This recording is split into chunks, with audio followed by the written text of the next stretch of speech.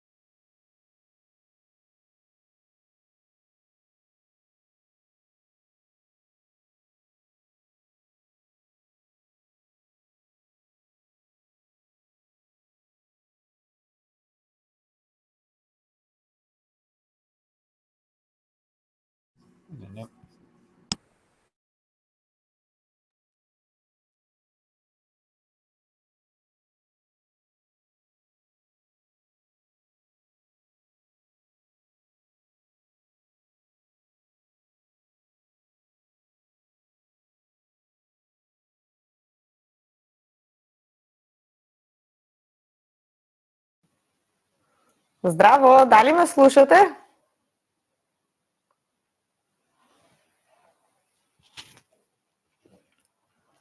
Супер, фала Бојана.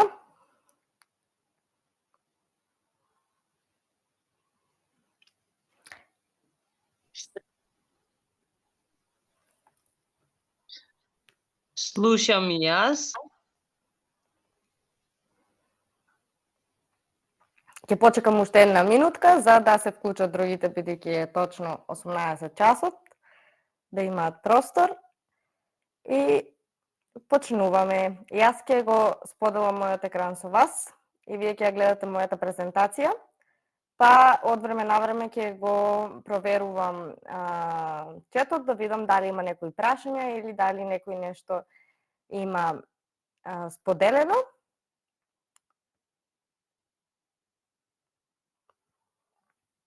И сакам да ве прашам како сте вака пред новогодишно? Нели се договоривме денес да пиеме вино и сакам да видам кој е спремен со чаша вино. Сори, Габи, ама јас не пијам алкохол, ама затоа имам сок од цвекло.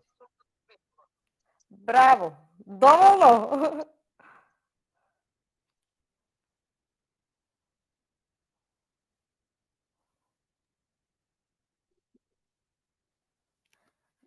Само уште едно прашање. Дали ви е звукот добар или како ви се слушам? Кај мене малку грчи. Добро.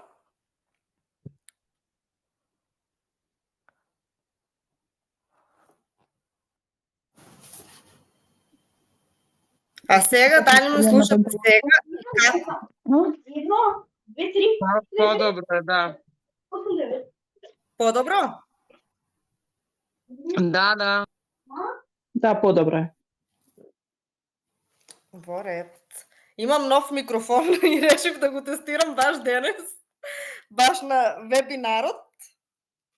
И значи мојата техничка подршка Дарко треба да ми го промени микрофонот. Господинот Собрук, нов микрофон.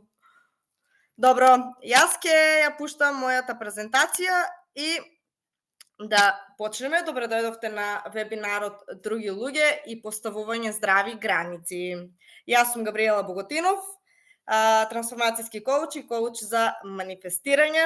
Се надевам дека веќе ме знаете. Па, добре дојде уште еднаш. Јас овој вебинар решив да го поделам на два дела. Само ако може некој да ми вклучи микрофон и да ми каже дали ја читате презентацијата, дали ви се чита? Да. Се чита. Супер. Вебинарот ќе биде поделен на два дела.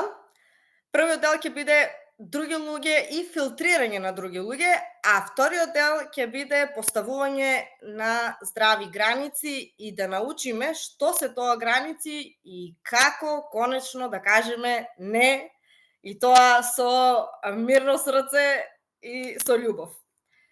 Па, ајде сега вака да ве прашам, зошто ти е толку важно што мислат другите за тебе? Зошто е толку важно мислењето на колешката Маја, на комшиката Марија, на не знам, на некои луѓе кои што не се дел од твоето блиско семејство и кои што не се толку битни во твојот живот? Зошто ти е важно што мислат другите луѓе за тебе?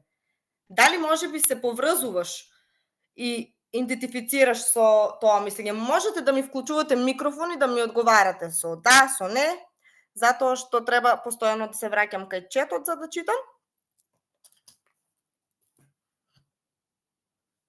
Па зошто толку ви е важно тоа мислење на другите луѓе? Што ќе кажат, како ќе те дефинираат? Може и кратко? Да. Заради вредност, односно значењето што им го даваме, иако не сме свесни колкаво значење им даваме. Јас најчесто кога ќе се помислам некој зошто ми е важно што ми зборува, сватив дека јас му придавам малце поголемо значење од тоа што заслужува.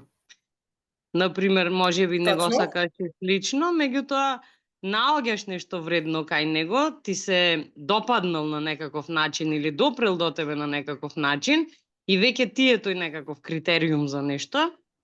И штом тој нешто кажи, овој штом кажа, а уствари тоа малце покасно го сваѓам. Ама го Точно. сваѓам. Фала ти многу на споделениот коментар. И многу е важно ние да ја знаеме нашата причина. Како што кажа, на почетокот е можеби тешко ние да откриеме да зошто толку се вразуваме за тоа туѓо мислење и да знаеме зошто се вразуваме, а има и друга ситуација. Следната ситуација е луѓе кои што го негираат туѓото мислење. Односно луѓе кои што тврдат мене не ми е гајле што мислат другите за мене. И ако прашаш како си или на сите пример групни коучинзи програми се зборува за тема други луѓе и сега ќе прашаат како стоите на тема други луѓе, дали ми е важно? Не ми е важно. А всушност еден лош коментар може цел ден да го направи катастрофа и цел ден таа личност да се чувствува и фрустрирана, и изнервирана, и истригирана, а да не го ни признава тоа. А зашто не го признава? Затоа што не е ни освестено. Тоа на едно несвесно ниво ги потиснува емоциите кои потекнуваат од некој коментар, кој што доаѓа од надвор. И сега јас многу би сакала да научите да го дефинирате тоа. Односно, кога ќе се соочиш со некој коментар, без разлика, дали е позитивен или негативен, дали е критика или конструктивна критика, сама на себе да си одговориш, чекај, зошто ми е важно сега таа личност што зборува, зошто така реагирам, дали ќе бидеш истригирана, изнервирана, дали па премногу ќе ти годи, па тоа ќе си го земеш здраво за готово, па ќе ти биде преголема мотивација, пример да направиш некој чекор, скок или ризик. И во двете ситуации, и како пофалба и како критика, важно е да знаеш зошто ти е важна таа личност и зошто тој коментар ти е важен. А второто важно прашање е чиво одобрување чекаш за да почнеш да живееш слободно? Што мислам под живење слободно? Под живење слободно значи дека јас можам да донесам одлука без да бидам во стрес или страв што ќе кажат другите. А кои се другите за мене? За мене другите се сите кои што се надвор од мене. Тоа е моето дете, мојот сопруг, мајка ми, татко ми, брат ми, свекор, свекрава, золва, другарка, пријателка, комшика и сите надвор од мене. И сега не е можно ни еден коментар од било кого да не допира до тебе и во ред е да допира затоа што сме луѓе. Но зошто е важно да знам дека не ми треба нивното одобрување на луѓето од надвор за јас да превземам чекор кон нешто, за јас да донесам одредена одлука. Важно е затоа што ако јас имам инспиративна акција да направам некој чекор, да донесам одредена одлука, да почнам некој бизнис и од надвор не добијам одобрување, јас ќе престанам и ќе се повлечам. Нема да направам никаков чекор. И колку пати сте се соочиле со тоа, кога имаш толку ентузијазам, желба, волја, ќе ти дојде некоја идеја, дали е за патување, за било што, ќе споделиш со некој, дали е партнер, мајка, татко, и нема да те подржи во идејата и твојот ентузијазам како балон спласнува. Колку пати ти си има случајно? Јас прва кревам рака дека ми се има случајно милион пати, да кога ќе барам одобрување од надвор, ако не го најдам, јас се откажувам од мојата идеја. Ете, прва кревам рака. Дефинитивно ми требало да дојдам до тоа одобрување. И важно е на себе да си дефинираш. Кое е тоа одобрување што ти го чекаш? Чиво одобрување чекаш за да почнеш промена во својот живот? Дали е тоа работа на себе, дали е некој курс, програма, дали е инвестиција во себе некоја, да кажеме, и поскапа, и нешто поголемо, дали е некое патување кое сакаш да го направиш за себе, дали е тоа одење во спа, масажа, било што, почнување, креирање некој производ, услуга, ама чекаш луѓето од твојата околина да те подржат, да ти кажат браво, да ти кажат можеш и да го одобрат тоа што ти го сакаш. Па дефинирај кои се тие твои луѓе и дефинирај си сама на себе зошто го чекаш нивното одобрување. А јас одговорот ќе ти го дадам на кратко. Затоа што немаш верба во себе. Ако имаш доволно верба во себе и ако веруваш во твоите цели и во твоите можности, твојата вредност, и ако знаеш што заслужуваш, ти нема да чекаш туѓе одобрување. Твојот пат и твојата цел ти ја гледаш и само одиш по неа. Оној кој доаѓа со тебе, е со тебе. Но ти си спремна, дури и никој да нема на патот до тебе, да одиш сама. Ама кога изостанува таа верба во себе, тогаш ние сакаме да им се допаднеме на другите луѓе, сакаме да не одобрат, сакаме да ни кажат браво, сакаме да им бидеме омилена личност, да и се допаѓа оно што го правиме, како зборуваме, како реагираме нашите избори. И нашата желба да им се допаѓаме на другите луѓе е она што нас всушност ни го креира лажното јас. И формирање на лажното јас започнува уште од периодот кога сме деца, односно желбата да им се допаднеме на нашите родители. Понекогаш некои родители тоа го наметнуваат многу свесно и многу намерно, но понекогаш е толку суптилно што дури ни детето не знае дека го прави тоа. Например, ако родителот, да кажеме, има желба детето да оди на кошарка и сега детето е запишано на кошарка и кога оди на кошарка родителот е полн со ентузијазам, кажува на сите како детето е успешно во кошарка и како го носи, не знам што. А ако детето има желба, пример, да има талент за математика, родителот тоа не му е нешто важно, нити го пофалува, нити го истакнува и детето гледа дека родителот има желба за нешто. И така почнува да го формира лажното јас. Не го прави повеќе она што него го интересира, туку го прави она што гледа дека родителот го прави среќен. А понекогаш тоа може да биде и јасно барање од родителот. Донеси петка, ако не донесеш петка, јас нема да разговарам со тебе, или ќе бидеш казнета за викенд, или нема излегување со другарките, или нема да имаш џепарац. Понекогаш тие се толку ригидни барања што детето почнува да прави работи само за да го направи родителот среќен, да го задоволи родителот, а може воопшто тоа да не резонира со него и со неговото внатрешно јас, бидејќи секој од нас има талент и дарба. И секој од нас е дојден со нешто што може да го подари на овој свет. Ама ние сакајќи да им погодиме на родителите, многу често го потиснуваме она вистински што го сакаме и одиме во насока на желбите на родителите. Па така се формира тоа лажно јас, а потоа лажното јас преминува и во партнерски односи, па дури и во брак, и може и во подоцнежни години, ако не се освести. И колку ќе најдете партнери што и луѓе, општо, people pleasers, и на партнерот не смее да му каже не, секој барање на партнерот жената го или мажот без разлика го задоволува, само да му се допаѓа или само да и се допаѓа. Не е битно што сака тој, што сака таа, туку да ги задоволи другите луѓе. И затоа е многу важно да разбереме дека тоа лажно јас е формирано од детството и не може туку така да не напушти, но е важно да го освестиме за да можеме да го промениме. Па одиме на следниот чекор. А тоа е, ајде да ги филтрираме луѓето, но овој пат да ги филтрираме според твоите вредности. И да го видиме твоето вистинско јас.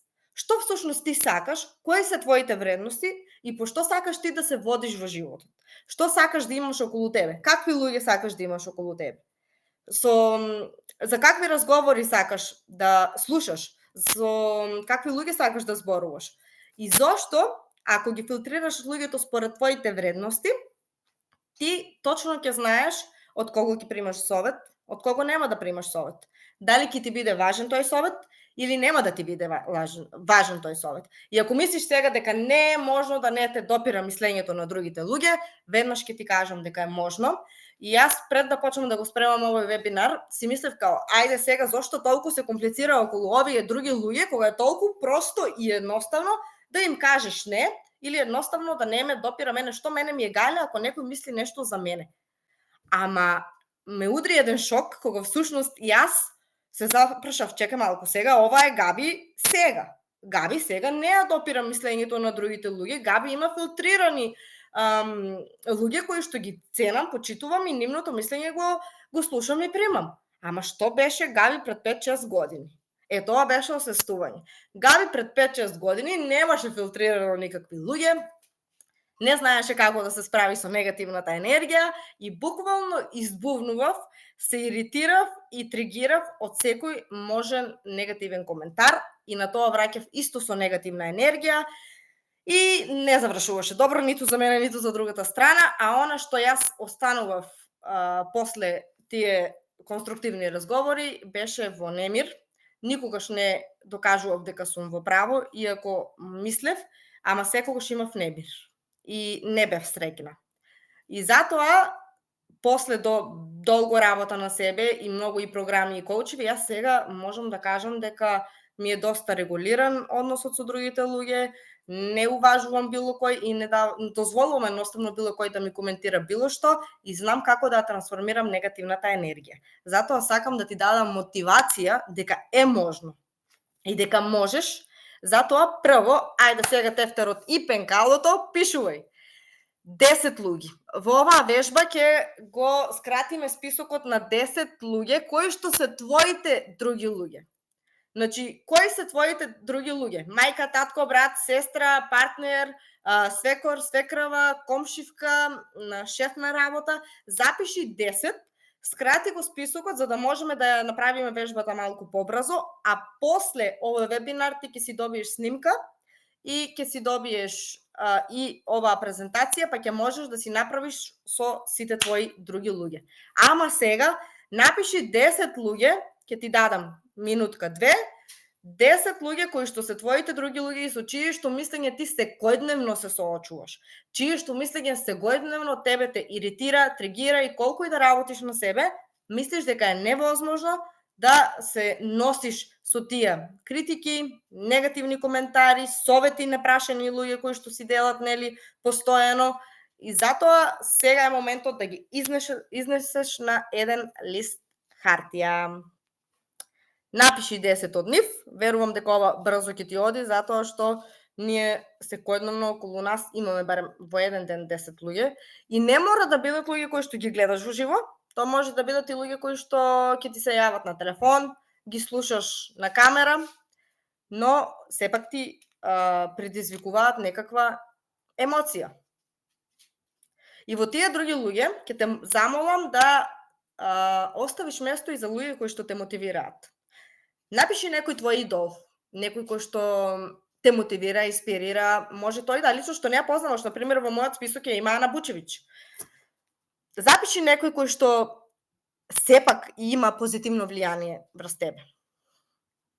Не само оние кои што знаат да те критикуваат и осудуваат. Па, ќе ве замолам да ми кажете дали го завршивте списокот, ќе мора да се вратам на мојот чат, да проверам дали го завршивте списокот.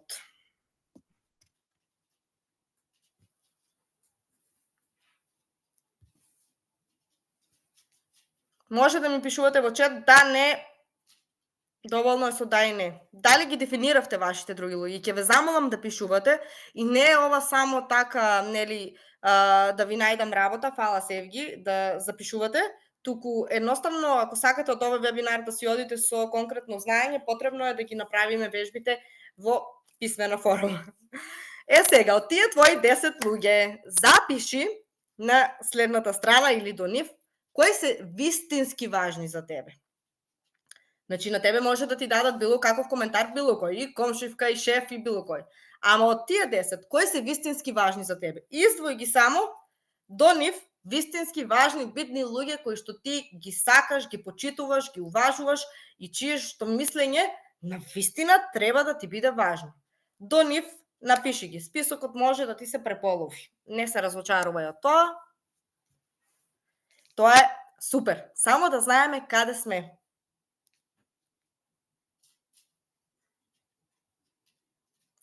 Кај мене на презентацијата список од сите своји други луѓе е ставено некоја слика од други луѓе. Важни за тебе, битни, ми е ставен сопругот, а на следната слика, односно следната поделба и филтрирање што треба да го направите, е да издвоиш луѓе чии што мислење и совет на вистина го цениш. Луѓе, а како ќе знаеш дали го цениш тој човек и неговото мислење?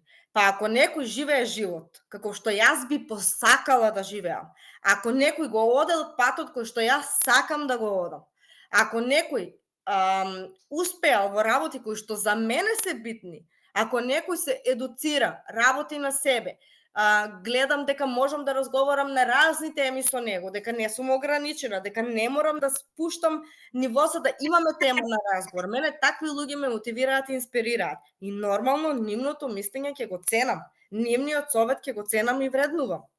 На сликата ми е ставен Кен Хонда, тој е јапонски учител за манифестирање пари. И да, не го познавам лично, но ми е ставен како човек што неговото мислење го ценам и неговиот совет. Каков совет? Кога ми треба, кога ќе заглавам со некоја манифестација за пари, ќе си пуштам некоја видео и веднаш мене ми доаѓаат идеи и чекори и ми доаѓа на јасна слика каде сум погрешила и што треба следно да направам. Неговиот совет го уважувам без да го преиспитувам. И ако го заврши списокот со важни луѓе за тебе, ако го заврши сега списокот со луѓе чие мислење и совет го цениш, се надевам дека имаш барем 2 до 3 на овој последниот список. И тоа не мора да бидат нашите родители. Ние како деца имаме голема потреба да им се допаѓаме на нашите родители и да не одобрат тие нас и да ги прашуваме за совети за се и се што, но мораме да признаеме дека тие не се компетентни за било која тема да ни дадат совет. Тие многу не сакаат и би сакале да успеаме во се, но јас ако ме боли забар, одам и го прашувам забарот за мојот проблем. А ако имам проблем со доењето со детето, ја прашувам едукаторката за доење. Нема да одам обратно да прашувам. Значи, секој си има своја специализација и секој си е за нешто точно, конкретно од кого да бараш совет. Затоа, ако ти знаеш од твоите битни луѓе, кој за што точно можеш да го прашуваш и зошто неговото мислење ќе го уважиш на тема пари и финанси или на тема љубов, тогаш ќе имаш јасна слика кога некој непрашан ќе ти даде совет за твојот брак, дека тоа мислење нема да го прифатиш.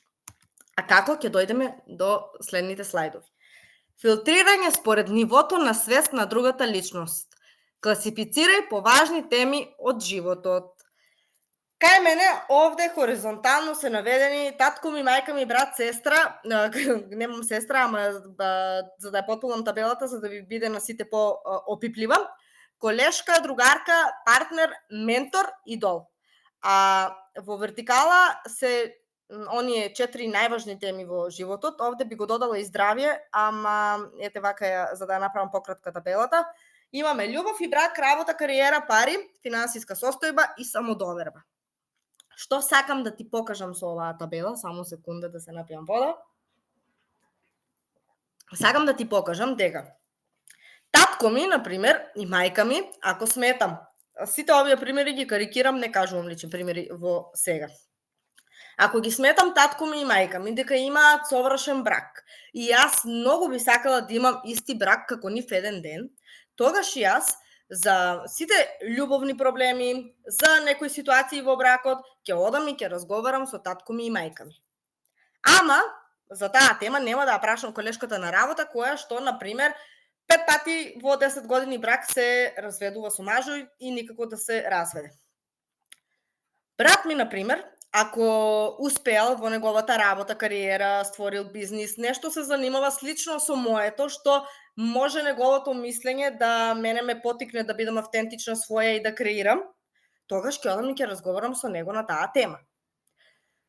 Другарка ми, ако многу добро ја оди со пари, финанси и гледам дека, не знам, таму вложува во криптовалути, инвестира, се едуцира, тогаш ќе одам и со неја ќе разговарам кога ќе имам проблем со моите пари, односно ќе барам совет, те молам, кажи ми што правиш ти, па имаш толку многу пари, патуваш, се дружиш, не знам, нешто креираш, создаваш и јас сакам да живеам живот како тебе.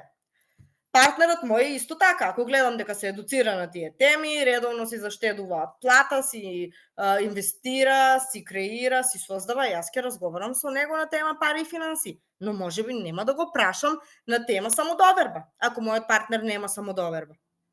Со оваа табела сакам јасно сама да си одредиш која личност во твојот живот за што е компетентна и зашто треба да бараш совет од неа. И ако ти ја нема на оваа табела, например, ако имаш сестра и сестра ти ја имаш обележено само во делот работа и кариера, како овде на табелата, а сестра ти постојано ти се меша и ти дава совети за како да ја трошиш твојата плата, следниот пат нема да те изиритира тоа, затоа што не е на твојата листа, едноставно. Незиниот совет и незиното мислење нема да ти бидат важни, бидејќи ти веќе имаш јасна слика кој за што ќе прашуваш и чиво мислење ќе го примаш. Нема повеќе да дозволуваш да биде тоа еден хаос во твојата глава, како едни сијалички испреплетени, туку ќе имаш јасна слика. Едноставно, не ми е важно што мислиш ти за мојата финансиска ситуација. Зошто? Затоа што не живееш финансиски живот или на тема пари и финанси, онака како што јас би сакала еден ден.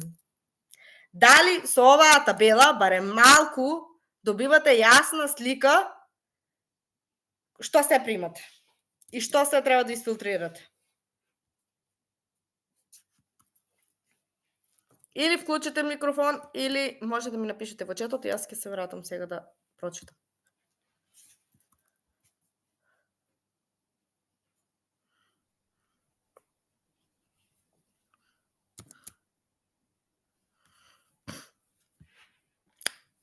Ајде да продолжиме напред. Што да правам со негативни луѓе и нивните совети? Во нашиот живот ќе има многу негативни луѓе и жал ми ако мислиш дека ако работиш на себе, дека магично ќе исчезнат. Да, голем дел од нив ќе се отргнат од твојот живот, нема да им одговара твојата вибрација, но сепак ќе ги има. И негативни луѓе и негативни коментари секогаш ќе има, но тоа е супер. Тоа е супер. Значи, овде нема ништо негативно, тоа е супер, затоа што баш тие негативни луѓе и тие лоши совети ти се показател каде си ти. До каде си стигнал со личен раст и развој. И колку имаш сработено. Колку имаш сработено на себе, колку си имаш променето, ако ти во ситуација исти од 3 години реагираш исто и денеска, значи ти немаш променето ништо.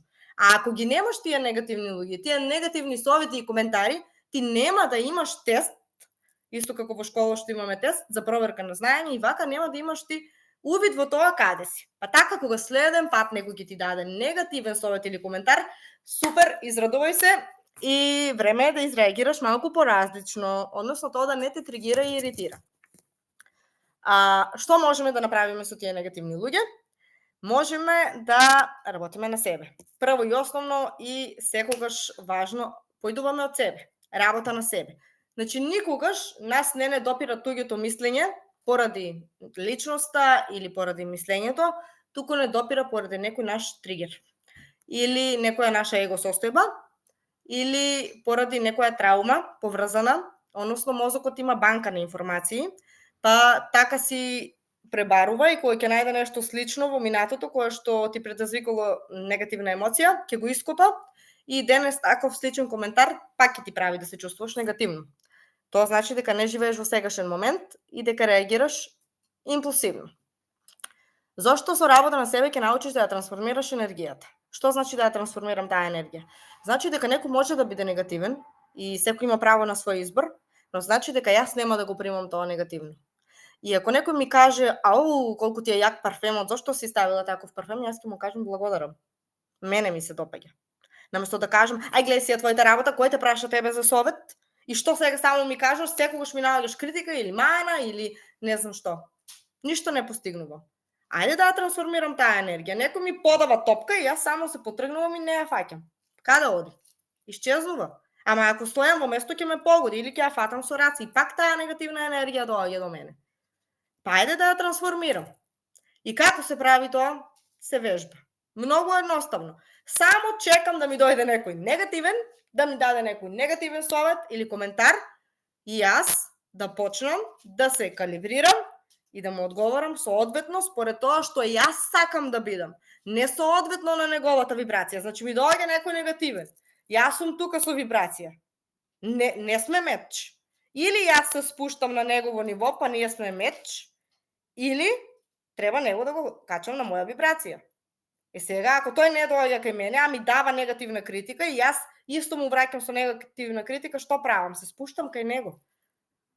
Па нема да дозволам друг некој да ми ја спушти вибрацијата. Јас имам моќ врз моите емоции и врз моите мисли. Па така само излегувам од ситуацијата, наблюдувам. Ти ми кажуваш, многу ти е јак парфемот, не ми се допаѓа. Благодарам, мене баш ми се допаѓа. Толку.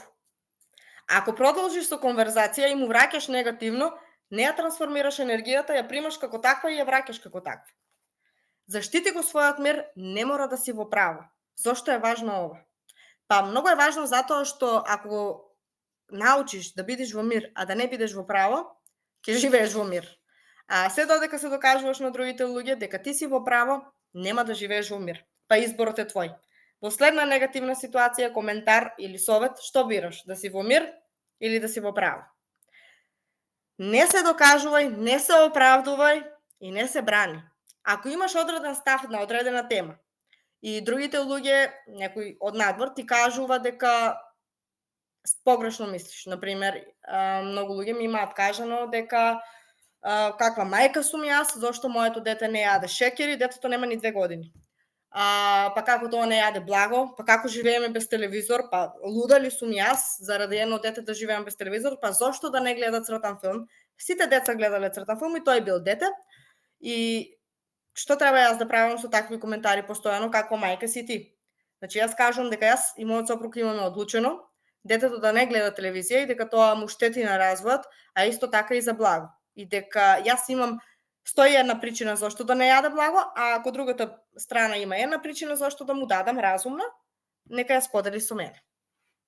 Тоа е наша одлука и ние така имаме одлучено. Толку. Ако јас почнам да навлегувам, па а твоето дете го имаш ли погледнато ти? Па какво е твоето дете? Нели гледаш дека детето не ти е со типичен развој или гледаш како се однесува твоето дете? Зарем ти мислиш дека си подобра мајка од мене? Па ти што се му даваш на детето? Па ти даде. Јас никаде нема да стигнам. Не се докажувај, не се брани и не се оправдувај. Нема потреба од тоа. Има одреден став, држи го, ако ептен некој ме праша, ама зошто да не гледа телевизија, тогаш ќе добие соодветна едукација на таа тема. Односно, сите мои едукации, фино лепо ќе му ги пренесам. А верувај, никој не сака да го слуша тоа во детали. Разбирање на тоа однесување. Што значи да го разберам јас туѓото однесување? Тоа значи дека јас ќе разберам зошто некој така се однесува со мене. А ако го разберам, тоа не го правам за него, туку го правам за себе. Зошто го правам за себе? Затоа што мене ќе ми олесни. Ако јас разберам дека одредена личност која што постојано навредува, омаловажува и се труди другите да ги направи малку помалку од неа, да ги спушти на пониско ниво, јас тогаш треба да разберам дека таа личност се чувствува толку лошо во животот и дека е на лоша ситуација, лоши искуства од минатото и дека е во болка, во тага и можеби и во депресија, па така се однесува со другите луѓе. срекна и исполнета личност, верувај, нема да дојде ниту една да ти каже дека например, ти не изгледаш добро, дека си дебела, дека нешто ти е катастрофа во домот, да ти се меша во бракот или во било што. Ние на срекна и исполнета личност нема тоа да го каже. Ама несрекни луѓе, да, тие се полни со совети и негативни критики. А ако разбереш зошто некој тоа го прави, верувај ќе ти олесни и повеќе нема да чувствуваш омраза, ниту лоша енергија, туку едноставно ќе чувствуваш емпатија. Ајде помисли на некоја личност која што многу те има, да кажеме, повредено, изиритирано, омалажувано и повредувано. Какви емоции имаш за неа? Какви се твоите емоции за неа? Минимална, можеби омраза, негативна енергија, не сакаш ни да зборуваш, не сакаш ни да ја спомнеш, кога ќе ја видиш одма ти се расипува денот.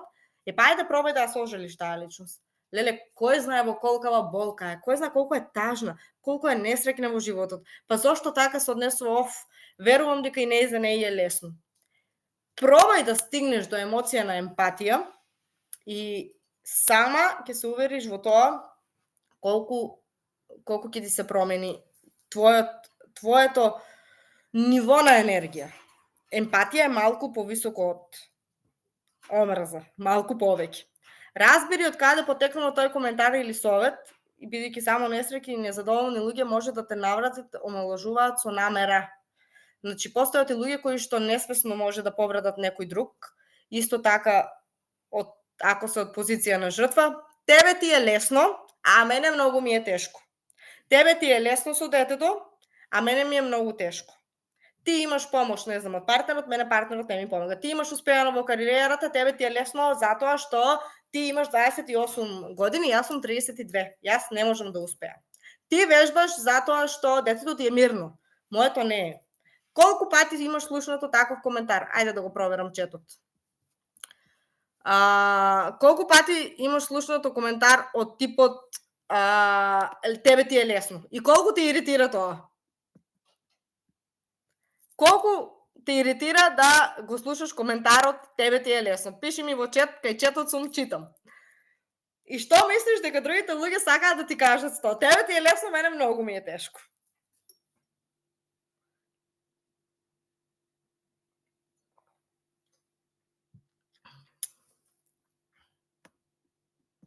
Да, многу. Посебно бидејќи сопругот мој ми помага во се, а детенцето ми е мирно. А совршено те разбирам. Иста ситуација и кај мене. Благо е претежно, да кажеме, мирно дете. И сопругот исто ми помага во се. И кога било што ќе успеам или ќе пробам нешто ново, секогаш се сведува на тоа ти имаш помош и благоја ти е мирен, па затоа нели успеваш да направиш нешто. 100 пати мене ме засмева и мислам дека е начин на кој што си го оправдуваат зашто они не прават нешто или не се таму кај што си ти и слично. Точно. И целата поента е тоа. Значи, таа друга личност не сака да ти каже дека тебе ти е всушност лесно. Сака да ти каже дека нези е многу тешко. Дека таа личност што го кажува тоа најчесто е вибрација жртва. Значи, мене ми е тежок животот, мене партнерот не ми помага, мене детето ми е лошо, значи ништо не оди кај неа и таа е на позиција жртва. Таа не е на позиција креатор, не е на позиција свесност, не е на позиција да види јасно што се случува во нејзиниот живот, дури и можности да ја дојдат, и помош да ја дојде, и опции да ја дојде, таа друга личност не ги гледа, таа е на вибрација жртва, нема помош, мора да ја крене вибрацијата за да види било што друго. И ако ти разбереш дека таа личност не сака тебе да ти каже дека ти е лесно, туку сака да ти каже дека нејзи е многу тешко, што можеш да направиш? Еден краток совет. Да, знам, многу ти е тешко, верувам. Верувам дека е така, знам. Многу ти, леле колку ти било тешко, па ти си се изналачила во животот. Кажи го тоа следен пат и чекај реакција. Чекај да видиш, па таа сама ќе почне да се жали и да кука. Или едноставно ќе се осети. Па да. И ќе престане да се жали. Ама со тоа што ти кажуваш дека има опции и начини, а таа сака само да се жали, да кука, да каже колку е мачно, Не и помага ако и даваш опции и можности. Кажете ми дали го гледате следниот слайд со тема со автентичност до ослободување од туѓо мислење. Некој само нека вклучи микрофон. И дали читате, зашто е малку повеќе текст? Да. Супер. Зошто со автентичност до ослободување од туѓо мислење? Затоа што на нас ни е важно тоа туѓо мислење и толку цврсто се држиме до тоа на другите да им се допаѓаме, другите да не уважат, другите да не прифатат, да не отфрли околината, другите да не потврдат на некој начин. И се тоа ни е на нас толку многу важно и го чекаме тоа туѓо одобрување само кога не сме автентични. Не сме поврзани со себе. А што значи да си автентичен? Тоа не значи да си нешто многу поразличен од другите, затоа што секој си е различен на свој начин, но да си автентичен значи дека твоите мисли, зборови и дела се во еден склад, во една линија. И дека ти се слушаш себе, своето срце, а не околината. Затоа што не можеш да бидеш автентичен имитирајќи ги другите, копирајќи ги другите или постапувајќи како што бараат другите од тебе. Или гледајќи што е оно што се вклопува во околината, па ти да го правиш тоа. Автентичност е да бидеш своја, да го слушаш твојот внатрешен глас, да постапуваш според него и да следиш што е оно што бара твоето срце. Автентичност не е да следиш што бараат другите од тебе. Склад со себе и своите вредности и конекција со себе и калибрирање. Како се конектирам со самата себе? Едно и единствено и нема друго. Медитирање, дали во тишина, дали водени медитации на кој како му одговара или доволно е само дишење во тишина. Медитација не е некоја си источна будистичка, не знам каква работа, тоа е само дишење. Секој твое вдишување и издишување е конекција со твоето higher self. Секој вдишување и издишување. Само е потребно да седнеш во тишина, да дишеш, за да можеш да го слушнеш гласот во тебе, затоа што ти постојано слушаш галама и бука од надвор. Контрола врз твоето его, тоа значи да не идентифицираш својата вредност со туѓото мислење, бидејќи ти не вредиш колку што мислат другите дека вредиш. Ти вредиш многу повеќе од тоа. И вредиш и без твоите успеси. Затоа и темата самосвест ја додадов и во премиум програма, и во апгрейд програма. Самосвест не се врзува за надворешните постигнувања. Самосвесна личност знае, вредам ваква како што сум, без никаков успех, без никакво постигнување, јас вредам, јас заслужувам, јас сум прифатена и сакана. И не ми е потребно другите луѓе тоа да ми го кажат, затоа што јас се прифаќам себе. Колку пати си постапила по барањето на другите луѓе, ќе отидеш на некој кафе ако те молела другарка, а тебе не ти се одело, и таму ќе ти биде катастрофа, и ти внатре ќе чувствуваш некој немир и некој неубаво чувство. Затоа што твоето higher self ти кажало уште од дома дека не сакаш да одиш таму, ама ти го игнорираш и одиш таму и може и да ти се случи нешто непосакувано или лошо. Ама ти не си мислењето за другите на тебе, за тебе. Ако твојата другарка мисли дека ти си дебела, ти не си дебела, затоа што твојата другарка така мисли. По кој критериум? Која е таа килажа од која што нагоре си дебела, подолу си слаб? Или глуп, кога ќе кажат некој глуп, или не знам, било што, било која навреда или критика. Ти не си тоа што другите мислат за тебе. Ако медитираш, се калибрираш со тебе и се поврзаш со себе, точно јасно ќе гледаш својата вредност. Ти не си ова физичко тело. Ти си многу повеќе од ова физичко тело. И ти си креатор на твојот живот, а не наблюдувач на туѓото мислење. Зошто е важно да излеземе од ситуацијата кога се случува и да го исклучиме нашиот автопилот? Ти доаѓа некој негативен и почнува да те навредува, маловажува или ете си отишла на некој шалтер во банка и таму некој те прави лом и ти сега си затечена од тоа мислење и првиот автопилот што ќе ти дојде да се браниш, нели, на напад ние човечки се браниме, го имаме рептилскиот мозок и тоа ни е природно. Ајде исклучи го автопилотот за секунда и дозволи си да излезеш од ситуацијата, погледни се тебе, погледни го него, погледни колку е тој изреволтиран, изиритиран и дека на секој твој избор ќе има повратен одговор и што ти е подобро? Да не му одговориш на неговата енергија. Имаш опција во моментот почнуваш да дишиш, неколку длабоки вдишувања и издишувања, само за да се калибрираш и поврзаш свесно, веќе излегуваш од ситуацијата, се освестуваш, јасно ти е дека тоа чувство што го имаш, ако си лута и бесна на него, ти не си лута, не си лутина, не си ти тага, не си бес. Ти чувствуваш бес, ти чувствуваш тага. Тоа се емоции кои ти како физичко тело ги чувствуваш, но ти не си тие емоции. Ти не си бесот, тагата, лутината, среќата, радоста. Ти ги чувствуваш во овој момент. И кога ќе излезеш од тоа, дека ти си бесната и тажната и не знам што, ти имаш моќ да ја промениш таа емоција. Како? Со промена на твоите мисли и промена на перспектива. Дали можам да разговарам со некој друг овде? Ќе ве молам да се смирите. Јас нема да дозволам вака да разговарате со мене. Намалете го тонот, потоа ќе зборуваме. Имаш опција да си одиш од местото, имаш опција да побараш да разговараш со некој друг, имаш опции да разгледаш кога ќе излезеш од ситуацијата и да знаеш како да му вратиш и како да изреагираш, ама од мирна позиција, од позиција на мир, не од бес и изреволтираност. Ама запамти, секогаш имаш избор и секогаш имаш опција. Никогаш не си немоќна, никогаш не си жртва. Најголемата лага која што можеш да ја чувствуваш за себе е дека си немоќна и дека си жртва на туѓото мислење. Не. Наместо другите почни да се слушаш себе.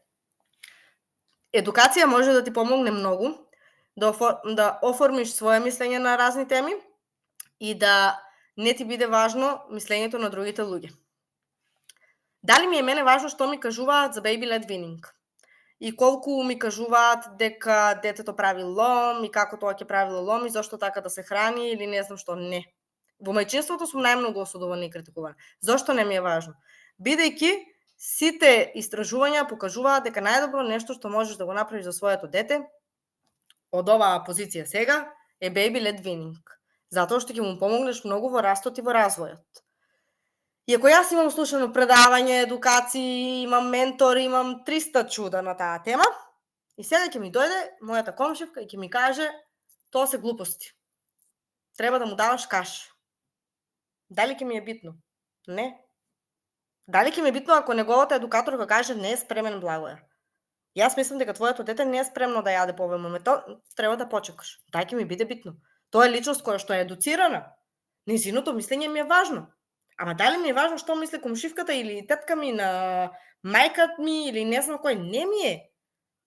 Јас ни мајка ми, ниту свекрва ми не ги прашувам како и на кој начин треба да јаде моето дете, затоа што во времето во кое што ние сме растени, тоа не било ни поим baby led weaning, не постоел како поим што го знаеле тие. Baby led weaning може би си и постоја. Но, ако се едуцираш на одредени теми кои што ти се важни во животот, многу полесно ќе го изфилтрираш другото мислење и нема да допира до тебе. Затоа што ти ќе имаш став, ќе имаш едукација. Например, ако ти дојде некој и ти дели совети за твојата работа, што ти ја работиш 10-15 години, толку ли ќе допре до тебе ако ти каже не знаеш да ја работиш? Некој што дошол вчера во таа фирма. Нема, може и ќе те засмеува, може ќе ти биде смешен, може и да му кажеш дечко, ај, гледај си ја твојата работа, јас мојата. Ама зошто можеме за одредени теми во кои што сме сигурни и ние автентични и своји да не вложиме напор, а за одредени теми во кои што ни недостасува самодоверба, ни недостасува автентичност, немаме верба во себе, ние сме како лavoви и тигрици и се браниме и се бориме и се правиме. Зошто? Затоа што не верувам во себе. И секој друг коментар ми ја разнишува мојата самодоверба уште толку и јас реагирам од улога на немоќ. Не реагирам затоа што тој некој нешто ми кажал. Затоа едукација може многу да ти олесни да се носиш со тоа туѓо мислење и да едноставно знаеш дека ти имаш подкрепа. Следно нешто е ти си одговорна за твојата вибрација. И ти си креатор. Имаш избор да примиш оно што ти служи. Што сакам со ова да ти кажам? Дека можеш да не го примиш советот на некоја личност. Дека можеш да избереш да не ја уважиш таа личност. Дека е на тебе да избереш во овој момент дали ќе го прифатиш ово што јас ти го зборувам или не. Како да знаеш дали нешто е точно, дали нема точно, исправно и грешно, но има нешто што резонира со мене и нешто што не резонира со мене.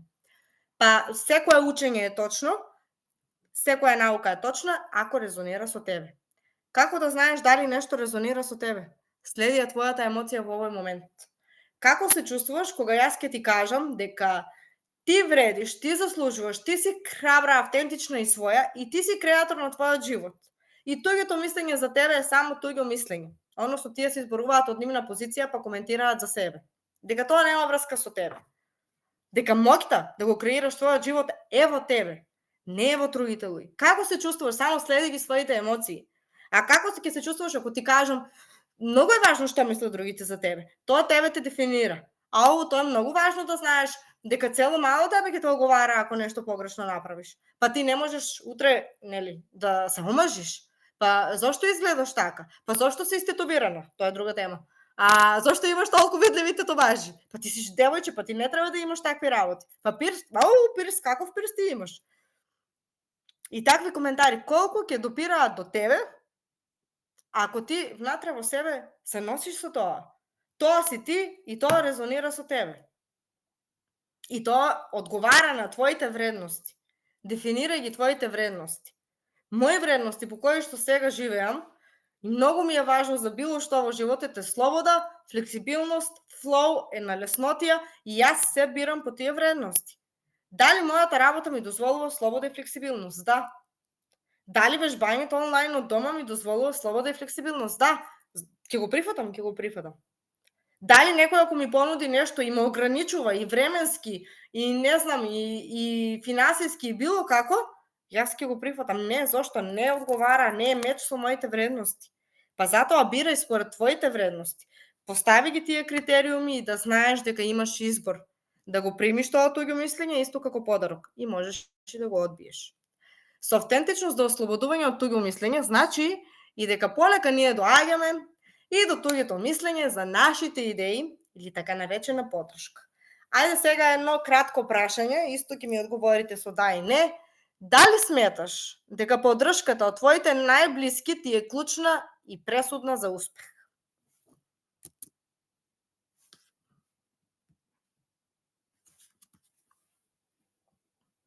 Дали мислиш дека таа поддршка е клучна за ти да успееш во било што? Да и не може да ми одговорите. И зошто мислиш дека е пресудна поддршката на другите луѓе? За ти да успееш. Ама ајде сега само дали мислиш? Бојана, не.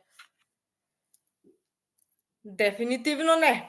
Зошто и јас се сложувам со Бојана дека не е клучна, пресудна поддршката на другите, односно најблиските луѓе за јас да успеам. Затоа што нашите најблиски, ајде да тргнеме и од точка на нашите родители.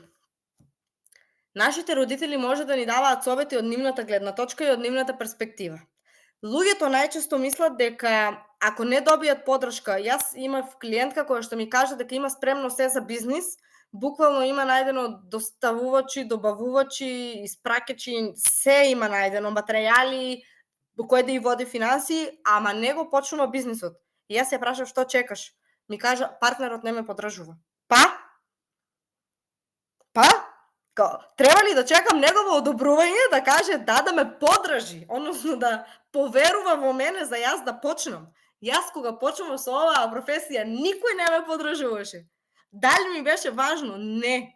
Зошто не ми беше важно? Затоа што гласот во мене беше веќе толку гласен и таа желба и енергија беа толку многу јаки што јас не можев да застанам. Не можев јас да чекам некој да ме одобри за да јас тргнам по овој пат. Јас веќе летав на патот, не одев. Не ми требаше ничие одобрување, јас бев свесна, сигурно има верба во мене, верба во ова што го правам. Јас и на сите вебинари и предавања и лекции кога снимам за моите програми. Јас само седнувам и се препуштам универзуме, Бог, кој да е. Пушти ја твојата порака и нека стигне до оној на кој што му треба. Јас не знам што точно ќе зборувам на ниеден но предавање и вебинар. Јас точно ја осеќам таа енергија кога прострујува низ мене. Ја чувствувам затоа што кај мене уште сум, да кажам, почетник во овие работи и е многу интензивна. Мене и раците ми се тресат во некои ситуации кога имам некоја важна порака, валјда.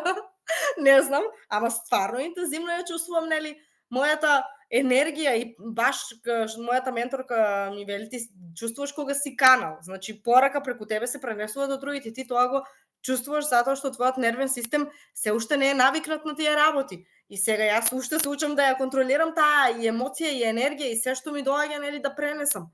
Ама јас верувам во ова што го правам, верувам дека и на една личност да ја помогне, мене ми е доволно, не ми треба повеќе.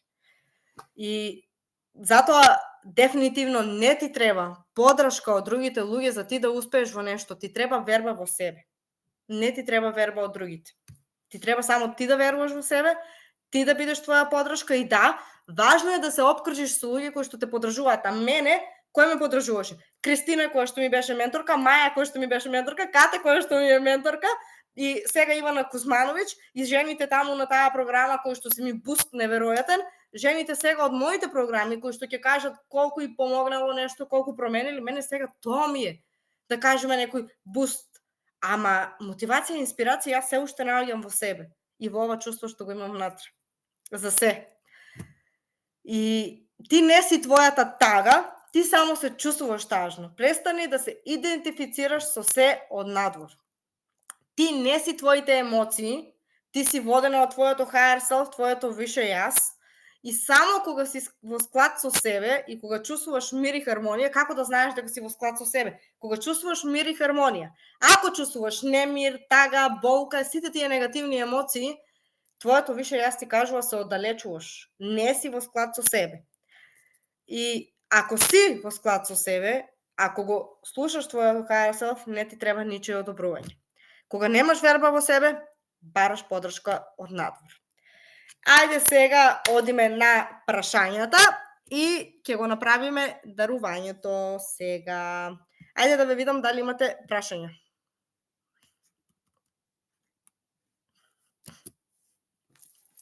Може да ми ги напишете во чат или ако некој сака може и да се вклучи со микрофон. Не, пресудна убаво е кога има за поддршката, да. Убаво е. Јас сега имам поддршка од сите страни и сите ме поддржуваат и се тука за, нели, и моите родители, и мајка ми на програмите и свекор да ми помогнат со детето и да го пречуваат и јас да работам. Сопругот ми е неверојатна поддршка за се и техничка поддршка и да ми направи линкови и било што. Како што кажа Бојана, процес е да се стигне до ова не. Точно. Треба време и треба да прифатиме и да се ускладиме со себе за да престане да не биде важна таа поддршка. Секако така е потребна. Јас и ден денес за некои луѓе кои што не ме поддржуваат, многу би се радувала кога би го промениле тоа, затоа што знам јас колку сум поддршка на сите. Дали има некои прашања? Ајде пишувајте дали нешто од ова ви не ви е јасно, дали нешто треба да објаснам, некое друго прашање, може се да прашате, нема некое незгодно или глупаво прашање или не знам што се не. Бојана, да си ја дадеме самите валидацијата што ни е потребна, тоа кога ќе го научиме се е полесно. Точно, Бојана. Се сложувам и затоа и работа на себе беше сместена во оваа презентација. Затоа медитација е сместена во оваа презентација. Многу луѓе кои што не работат на себе, кога ќе кажеш медитација, тоа уште толку ги оддалечува од процес на почеток, затоа што се плашат. Благодарам, Габи, супер беше. Марија, уште сме на прв дел, има втор дел, ама сега јас сакам да го направам дарувањето, односно ќе подарам две од моите програми на некој од вас, па јас ќе го вклучам тркалото. Е сега вака. Број 1, што ќе се извлече, ќе ја добие премиум програма, креирај го животот од своите соништа, а број 2 ќе ја добие апгрейд програма. Тоа е нова програма која што ја немам лансирано никаде, беше само за алумни и е на тема за препознавање на себе, која сум вистински јас и зошто сум ваква како што сум. Зборувам на односи со за односи со родителите и трауми и емоции и зошто родителите се ни најголем тригер. Зборувам за односи со нашите деца, како да се воспостави и како да им пренесеме, да ги научиме на емоционална интелигенција, затоа што тоа не се учи во школа, тоа се учи дома, и да не ги осакатиме емотивно. Последен модул во таа програма ми е простување. И зошто е простување последен модул? Затоа што сакам да се ослободиме од цело она што ни тежи, за да бидеме своји и автентични, а доколку не му простиме на некој кој што не повредил или некако ни сгрешил, ние никогаш нема да си дадеме дозвола да живееме слободни. Па ајде да започнеме, тракалото се врти, 10, 9, 8, среќна нова година.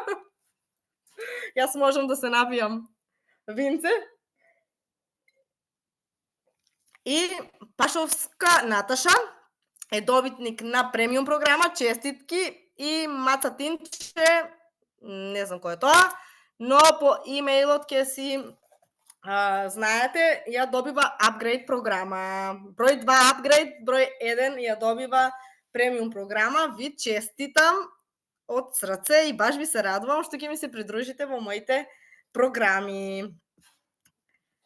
Марија, јас завршувам со работа и мислам и ти заврши. Не, јас уште не сум завршила со мојата презентација.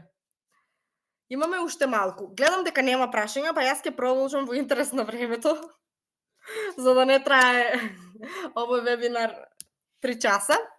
Иако мене тоа не ми е проблем, јас си уживам, не знам за вас. Одиме вториот дел од овој вебинар. Го посетувам на видови граници и како тоа со слободно срце и слободна душа да си кажам не, без да мислам на моите последици. Какви граници постојат? Постојат отворени граници, односно не сум во состојба да кажам не. Не знам да кажам не сакам да кажам, се плашам. Затворени граници, ништо не може да влезе внатре, ниту ништо може да излезе надвор. Тие се затворени граници кои што не се прилагодуваат и се затворени за сите. Ригидни граници, тоа се тешки луѓе, многу им треба да се поврзат со партнер, со другари, пријатели, со било кој, и тоа се непосакувани граници, затоа што таа ригидна особа, поради некој тригер, некоја траума или било која состојба, е ригидна спрема сите. Значи не знае да изфилтрира и да пропушти оној кој треба, а оној кој не треба. Значи ригидна е спрема сите. Пропустливи или променливи граници, тоа е мојата омилена реченица. Можам се, ама не морам ништо. И се ми е дозволено. Се што сакам јас. Јас сум газда, јас одлучувам, без грижа на совест, можам да кажам не, можам да ти кажам извини, сгрешив, можам да ти кажам жал ми е, нема да можам да ти завршам работа, можам да кажам извини, денес не сум слободна за тебе. И пропустливи граници се нешто што е, да кажеме, посакувано и добро. Но тоа не значи, ако се препознаеш во овие горните, ако си со отворени граници никако не знаеш да кажеш не или не го кажуваш, дека тоа е нешто страшно. Супер! На вистинско место си, затоа што можеш да ги промениш. Ако не освестиш какви граници имаш, како можеш да ги промениш? Нема да ги промениш. Дали се препознаваш некаде? Ајде вклучи микрофон, да не менувам сега, јас пак да одам на четот. Вклучи микрофон и кажи ми, какви граници имаш?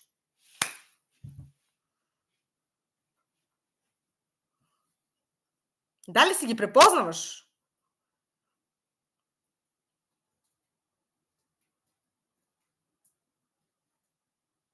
Зошто никој не сака да ми вклучи микрофон? Не ве терам камера да ми вклучите.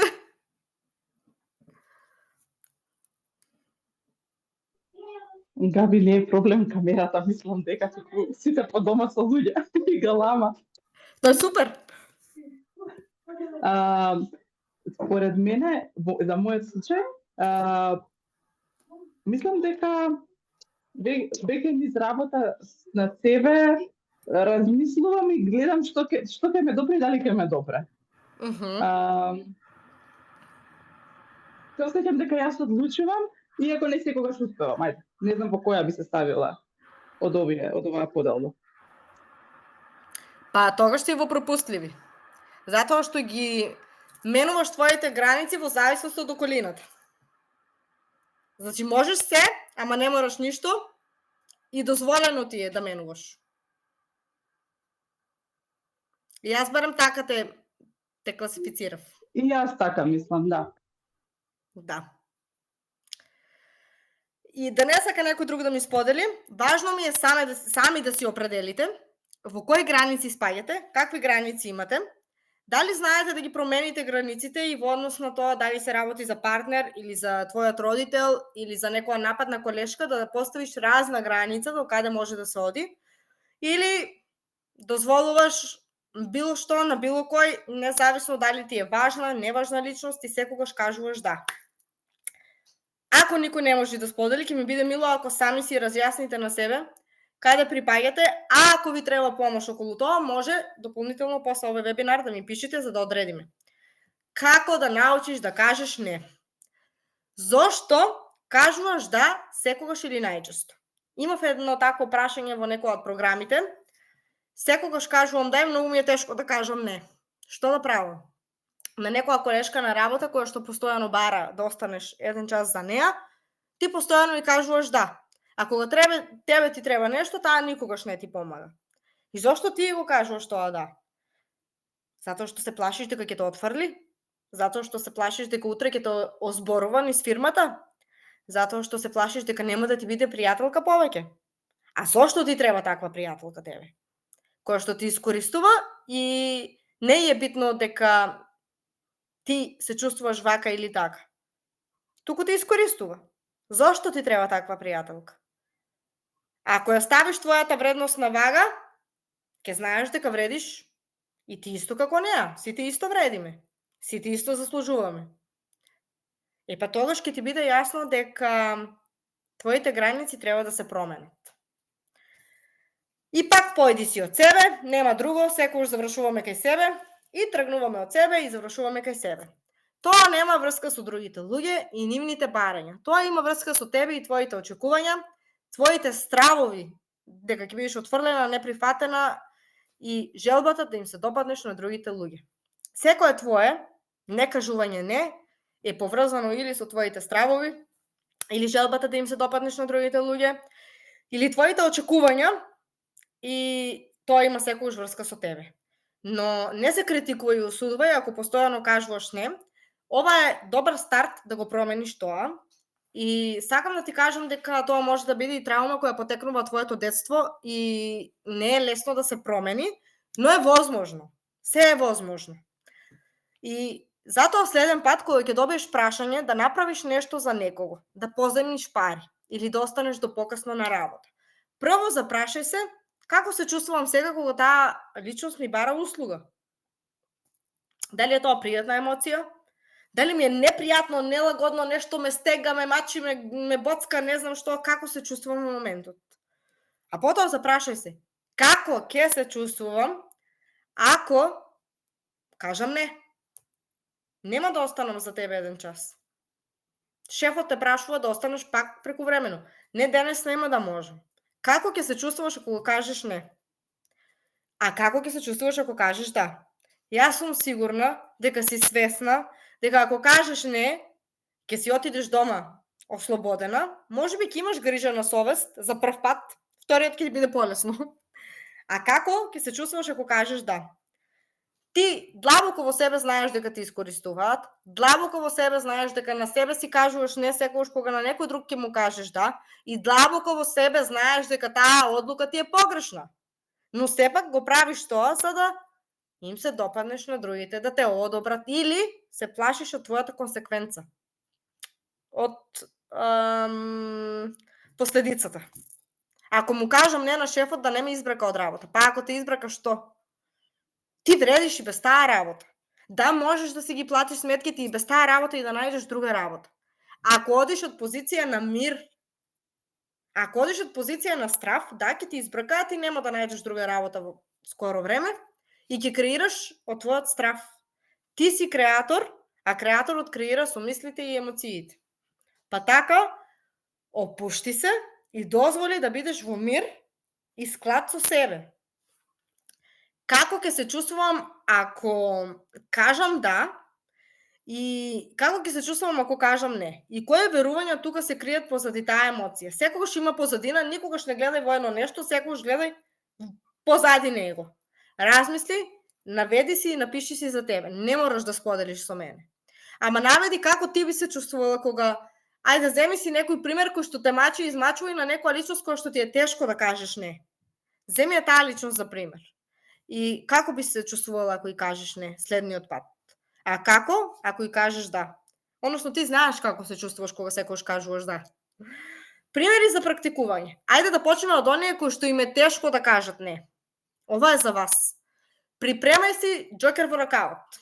Тоа е супер опција. Односно, одложен одговор. Ти звони пријателка која што е постојано негативна, оговара и ти спушта вибрација и ти сега не сакаш да одиш на кафе со неа и она те прашува дали може да се видите денес. И ти кажуваш, дали можам да го проверам распоредот, па ќе ти се јавам. Купуваш време. И гасиш, после се јавуваш и кажеш, извини, баш другарка ми, партнерот ми закажал вечера, имам средба со мојот коуч, ментор, дрн. Смислуваш изговор, џокер во ракавот и само го предаваш. Без премногу правдање и без комплицирање. Само да се слушнам со другарка ми, имавме некои планови, па ќе ти одговорам. Ако некој ти пише да се видите, а не сакаш, или те викне за некаде. Ова е за оние кои што им е тешко да кажат не. За другите има друго. Извини, имам друг план за денес, нема да можам да се видиме. Но, следната недела пак ќе се слушнеме, мислам дека имам слободен ден. И оставаш резервна таа личност за следната недела. Или, можеш да кажеш да, но по твои услови. Направи промена. Наместо секогаш да кажеш да, ако некој ти бара пари на заем и ти бара 3000 денари, дали можеш да ми поземиш 3000 денари, ти кажи да, но можам да ти поземем пари, но можам само 1000 денари. Затоа што баш сега инвестирам во една едукација и немам 3000 денари да ти дадам. Имам некои други планови. Или смисли изговор однапред и пренеси го. Купи време и имај џокер во ракавот спремен, затоа што ти точно знаеш кои се тие личности што ти искористуваат и точно знаеш кога ти е тешко да кажеш не. И затоа спремај се однапред, имај ги овие изговори во глава и кога ќе ти дојде таа личност, биди спремна. Јасни граници. Постави јасни граници. Овие за оние малку поискусни, малку похрабри. Не сакам да зборувам со тебе на овие теми. Некој те понижува, омаловажува дека не си добар во работата, дека не знаеш што правиш во животот, дека бракот ти е катастрофа или не знам што се не луѓето знаат да кажат. Можеш да кажеш, не сакам да зборувам со тебе на овие теми. Или ти се меша во приватноста едноставно. Не сакам сега да разговараме. Не се чувствувам добро кога зборуваме за вакви теми. Те молам, промени ја темата. Те ценам тебе, но не можам да дозволам на овој начин да разговараш со мене. Важно ми е твоето мислење, но не сакам да се мешаш во мојата одлука. Тоа важи и за нашите родители и за партнерот. Некои одлуки самостојно се донесуваат. Според мене и оваа позиција од мојот живот, сите одлуки самостојно ги донесувам. Другите ги прашувам колку да бидат прашани. Или не ги ни прашувам. Се прашувам само себе, мојото higher self и готово, одам јас. Не дозволувам да разговараш со мене на овој начин. Те почитувам многу и те замолувам да не разговараш со повишен тон со мене. Инаку ќе го прекинам овој разговор. Јас ова не го заслужувам. Нема да трпам вакво однесување од тебе. Тоа е за оние кои што не знаат баш да бидат фини. Доколку не престанеш да разговараш со ваков тон, ќе морам да го прекинам овој разговор. Дали ова резонира со вас? Дали имате такви луѓе во вашиот живот кои што ве малтретираат буквално и не ви годи нивниот разговор, не сакате да го слушате, ама поради некоја си титула која што имаат мајка, татко, роднина, брат, сестра, не знам, секрва, мораш да трпиш. Епа, честито, имаш избор, не мораш. Можеш јасна граница да си поставиш, ако тоа премногу ти измачува, не ти е пријатно, не сакам да разговарам на овие теми. Завршена приказна. Ако таа личност ти кажуваш не се чувствувам добро кога зборуваме на овие теми и таа личност упорно ти зборува на тие теми, па ајде запрашај се зошто ти е таква личност во твојот живот. Некој кој не те почитува тебе и твоите емоции, тебе не ти е добро и упорно ти зборува, Например, ете сега за ситуациите во Загреб и такви, например, работи, јас со никој не ги зборувам и не ги коментирам на тоа ниво за да ми ја спуштат мојата вибрација. И сега ќе дојде некој дрн, леле убиства, леле светот во каква состојба, леле каде одиме, леле нашите деца што ќе живеат. Не сакам да слушам. Епа, не сакам да разговарам со тебе на овие теми. Или пробај суптилно промени тема. Ако можеш, исто за малку похрабри, ако имаш страф, например, од вакви директни кажувања, например, мајка ми еднаш ме праша скоро за совет, за своја нена пријателка, и јас си кажав, кажи и не сакам со тебе да разговарам на овие теми. Тоа е интимно, не сакам да ме прашуваш за тие работи. И мајка ми пак уборно, ама како, ама зошто јас треба утре да видам, дрн. Тоа мајка ми значи дека не е спремна за таков одговор. Ако не си спремна за таков одговор, можеш да преминеш на шала. Еј, супер идеја ти е овој твој совет. Еј, баш ти фала што ми кажа. Да не беше ти, јас немаше да знам. Еј, стварно, мене, например, многу често знаат луѓето да, исто за детето во мајчинството, да ми даваат еден куп совети, па не знам, додел во градинка, па не знам, време му било, па требало да прекине со цицање, да не го дојам веќе. Јас кажувам, еј, стварно, супер, баш ти фала, мене не ми текнало до сега, јас, пример, да не го дојам веќе него.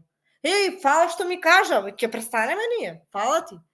Значи, не сум спремна да влегувам во дебати, не сакам да спуштам мојата вибрација и енергија, и затоа преминувам на шала и таа друга личност повеќе нема што да ми каже. Супер, фала ти на идејата, као што ме советуваш и за твоите идеални, мене што не ми текнали идеи. Ама јас ти советувам, пробај еднаш кажи не, ќе се осетиш толку сакана, поддржана и сигурна во себе, толку моќна, затоа што стравот е илузија. Ќе исчезне. Кога ќе му се спротиставиш? А како ќе му се спротиставиш на стравот дека ќе бидеш осудена и критикувана? Ако пробаш да направиш спротивно тоа што очекува стравот од тебе. Кажи не на некој што секогаш му велиш да, ти ќе бидеш слободна и јас ти гарантирам дека нема да се чувствуваш лошо. Ти гарантирам. И запрашај се ако не можеш да го кажеш тоа не, и после овој вебинар, па колку вредам јас? Зошто мислам дека не заслужувам јас луѓето да ме почитуваат? Зошто мислам дека заслужувам некој лошо да се однесува со мене? Ако имаш страв дека ќе бидеш критикувана и осудувана или отфрлена, дали ти треба личност во твојот живот која не те почитува? Ако мислиш дека некој ќе те отфрли поради тоа што ќе му кажеш не, па зошто ти е таква личност која што е само од корист од тебе, некој што вистински те сака, цени и почитува, нема да исчезне како магла од твојот живот ако му кажеш не. Ќе го почитува тоа. И верувај, личност која што знае да каже не, е личност која што знае да прима не. Па запрашај се можеби и тоа, дали знаеш да примаш не од друга личност. И пак појди од себе, нели? Појдовна и завршна точка. И од каде потекнува твојата потреба да им се допаѓаш на другите? Малку навлези во твоето детство, малку повеќе, разгледај ситуации, дали на твоите родители ти било и ти е се уште премногу важно да им се допаѓаш, да те прифатат и да те одобрат. Појди од тоа. Секогаш родителите и домот, за нас женските примарниот дом, не на партнерот, е појдовно место на разгледување на секое верување кое што не ни служи сега. Па ајде, погледи малку во детството и види дали се тоа наставници, учители, професори, друштво, другарки, на кои што секогаш си морала да се прилагодуваш, па и денес си го влечеш тоа со себе и се плашиш да кажеш не. И запамти, другите ќе се однесуваат со тебе така како што ти ќе им дозволиш. Со мене, иста личност, не се однесува исто како што се однесува, например, со мојата другарка. Затоа што таа дозволува, или со мајка ми. Секој може се да и каже, никогаш не кажува не и не знае да постави граница. Мене, тешко дека можат да ми кажуваат работи кои што јас не сакам да ги слушам. Затоа што моите граници ги одредувам според тоа кој и зошто ми зборува. Техники кои може да ти помогнат во контрола на емоциите. Сакам да ти кажам дека ти можеш да ги контролираш твоите емоции. Зошто е тоа важно? Затоа што кога ќе се чувствуваш нападната, омаловажена, повредена, навредена и не знам што се не, ти имаш избор дека нема да ги прифатиш тие емоции. Излегуваш од ситуацијата, дишеш, прв чекор освестување, дишење. Конектирај се со себе. Диши и издиши. Исклучи автопилот. Втор чекор. Излегувам од ситуацијата. ги гледам моите опции. Дали да се извинам, ако таа опција е можна. Например, мој пример, ме нападна еден човек, возрастен човек, нема самоконтрола, нема контрола на неговите емоции. Во тој момент, мојата опција беше, окей, диши, издиши, конектирај се, окей, сега што можам? Да се извинам, окей? Кажав извини, погрешно си ме разбрал или што и да е тоа тригерот кај тебе. Не помогна, добро, го изслушав уште 2-3 минути и му кажав, јас ова нема да го слушам, можеш ти да продолжиш, јас си одам од овде. Ама како ти ќе си одиш, зошто ќе си одиш, јас тебе ти зборувам. Јас нема да дозволам ти со таков тон со мене да разговараш. Може би ти со твоите клиенти, со твоите блиски луѓе така разговараш, но со мене јас тоа нема да го дозволам. Јас не дозволувам такво однесување со мене, на повишен тон и непочитување. Затоа што јас тебе те почитувам и не ти зборувам на повишен тон. И јас си одам од таму. Мене ме нема. Тој не го сниши тонот, мене ме нема. Кој да е? Тоа е еден пример. Затоа освестување и дишење, конектирање, за да ти се исклучи автопилотот и да видиш кои ти се опции. И да пробаш со некој од нив. Пробуваш, менуваш. Втор чекор, излези од ситуацијата, како што ти кажав, користи за да го знаеш твојот следен чекор и да знаеш дека ти можеш да избереш. Ако си на автопилот, ти ќе избувнеш, ќе го нападнеш или ќе почнеш да плачеш, зависи од твојот одбранбен систем и од твојата саморегулација, или ќе се онесвестиш. Или ќе се правиш мртва. Тоа се твоите избори. Или ќе се бориш. Ама, можеш од состојба на мир, вдиши, издиши, да кажеш што имаш да кажеш. Односно, бираш емоција која ти служи. Можеш да избереш одложена реакција, тоа го советувам секогаш за со нашите деца. Ако има тантрум, тригер, тебе не знам што те изнервирало со детето, избери одложена реакција. Диши неколку минути, отиди до тоалет, отиди до друга соба, излези до надвор, врати се, потоа реагирај. И со другите луѓе. А ако не можеш туку така да исчезнеш, а не е препорачливо, кажи, те молам да разговараме подоцна. Морам да излезам до надвор, морам да одам до тоалет. Те молам да не зборуваме за ова. Те молам подоцна да разговараме. Не сум спремна сега да зборувам со тебе на оваа тема. Луѓе, толку е едноставно да ги кажеме нашите емоции. И ако другата страна не ги прифаќа, зошто ти? И да е брат, сестра, мајка, татко, ако не ме почитува, кога ќе кажам тешко ми е, лошо ми е да зборувам на овие теми, не сакам да разговарам. И упорно ти зборува. И ти кажуваш дека ти е тешко, и упорно ти зборува. Зарем не е време малку да размислиш колку таа љубов нивна кон тебе стои на цврсти нозе. Знам дека е тешко да поверуваме некогаш дека нашите родители, брат, сестра, не знам, роднина и партнер не ни мисли баш најдобро, но за жал работам со клиенти, работам со луѓе и среќавам секакви ситуации. Не се сите мајки добри мајки, не се сите татковци добри татковци, не сите браќа и сестри ја имат таа конекција како што на среќа ја имаме некој од нас. А јас сум благословена да имам брат кој што мојата душа го избрала со причина, а во овој живот ги искусувам тие причини секој ден. И благодарна сум бескрајно за брат ми, за мајка ми, за татко ми, за моето семејство, за сопругот, за детето, за се што имам, затоа што секој од тие луѓе ми е даден со причина за мојата душа да искуси одредено искуство. Ако не можеш да избереш одложена реакција денес, вежбај го утре. Вежбај втор пат, трет пат.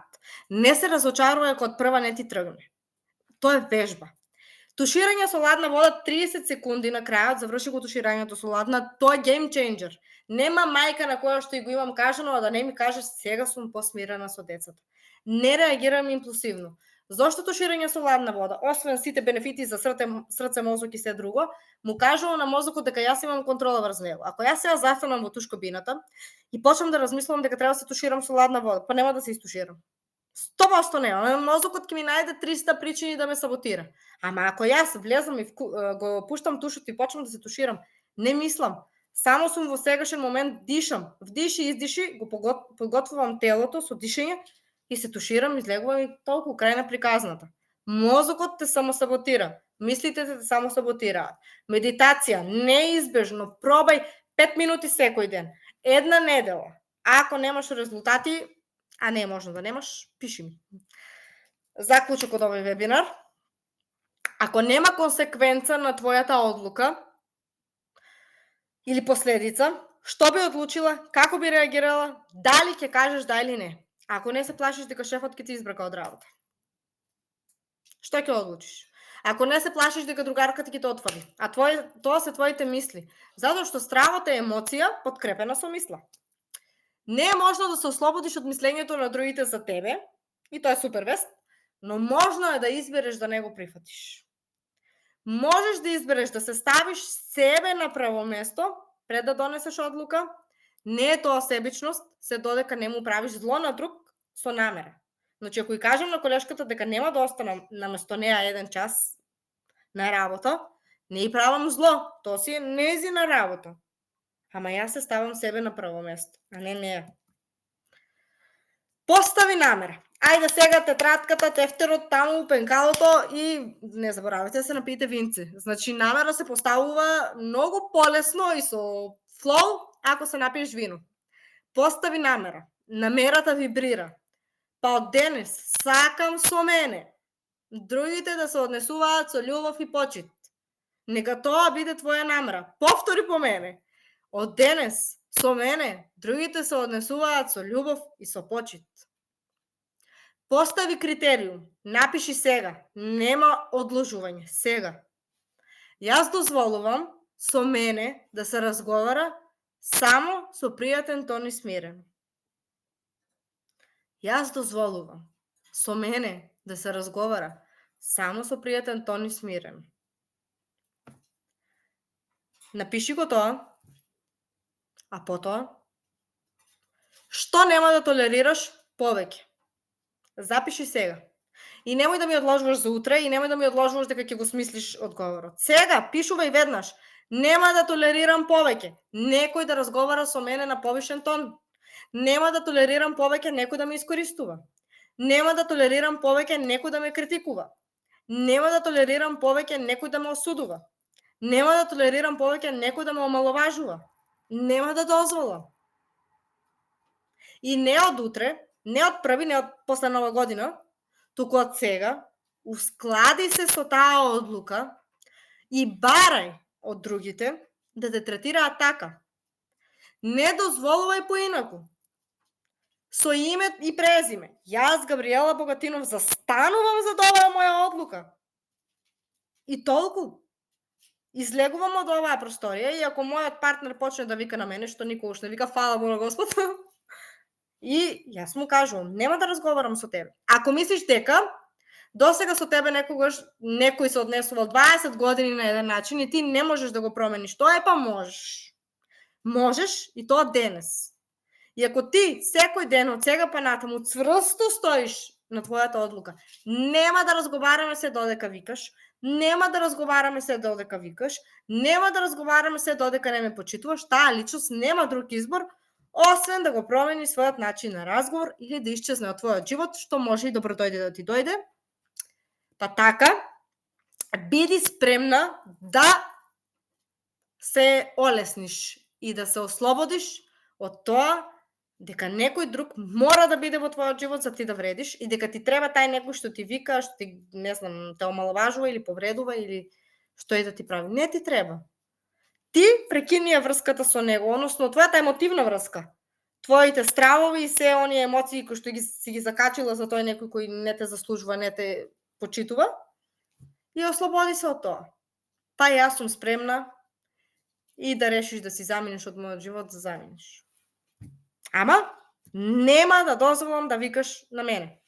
Нема да дозволам така да ме третираш мене.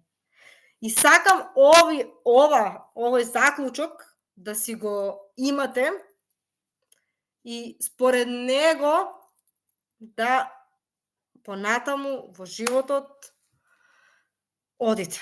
И да знаете колку вредите, колку заслужувате и да имате еден критериум и една јасна намера, еден животен стандард, што трпам, а што не трпам. Па појди и од себе, па почитувај различни мислења. Ако критикуваш и осудуваш и се расфалаш со совети секогаш кога некој нема да те праша, тогаш ти не се разликуваш од твоите други луѓе. Ти си иста како оние што тебе те осудуваат и критикуваат. Па имаш право на избор. Да одлучиш денес ти да даваш љубов, разбирање и почит, да престанеш да оговараш и да гледаш дали на колешката и одговараат чизмите со чантата. Твое е да се промениш себе, а светот нема друг избор освен да биде твое огледало. А ако сакаш промена во твојот живот, како што ти кажа веќе 10 пати на овој вебинар, почни од себе. Како? Медитација, афирмации, запишувај благодарности, визуализација. Ова се најмокните 4 методи со кои што ти можеш да го креираш твојот живот. Ако ти треба дополнителна помош, сум отворена за прашања и ќе ги поминеме сега на крајот. И за крај, ако ти треба помош во било која сфера од твојот живот, сакам да ти кажам како можеш да работиш со мене. Тоа е коучинг 1 на 1. На сите кои што сте дел од овој вебинар, со една голема благодарност, сакам да ви кажам дека имате 10% на моите индивидуални пакети. Имам индивидуален пакет од 8 сесии и од 4 сесии. Ти добиваш 10% за кои да се одлучиш. Имаш 110 евра попуст на апгрейд програма и имаш 42 евра попуст на премиум програма. Креирај го животот од своите соништа. На крајот во мејлот, после овој вебинар, ќе ги добиеш сите цени и детали со програмите, па ќе можеш да си разгледаш и да си одлучиш дали можем да ти помогнем на некој начин да го креираш животот од своите соништа. И на крај, дади си дозвола да живееш онака како што сакаш ти, по мера на твоето срце. Кога си имаш себе, имаш се. А кога се немаш себе, ниту кола, ниту пари, ниту нова чанта, ќе ти вредат ништо, нула. Ако се немаш себе, ничие одобрување нема да ти направи вредност. За да се ослободиш од мислењето на другите, прво мораш да си веруваш на себе. Па појди од вербата во себе. Како се верува во себе? Со афирмација. Јас верувам во себе. Јас верувам во себе. Ако не веруваш во себе, тоа е уверување. Како се менува уверување? Со афирмација. Само повторувај го. Јас верувам во себе. Јас верувам во себе. Се се случува за моje добро. Бог, универзумот работат за мене. Јас верувам дека Бог и универзумот ми го чуват грбот. Јас верувам дека се е за моje добро. Јас верувам дека ќе успеам. Јас успеав. Thank you. Ти благодарам од срце што ме слушаше до крај, што беше овде. А сега да ги видиме прашањата. И дали има прашања? Може би се ви е јасно.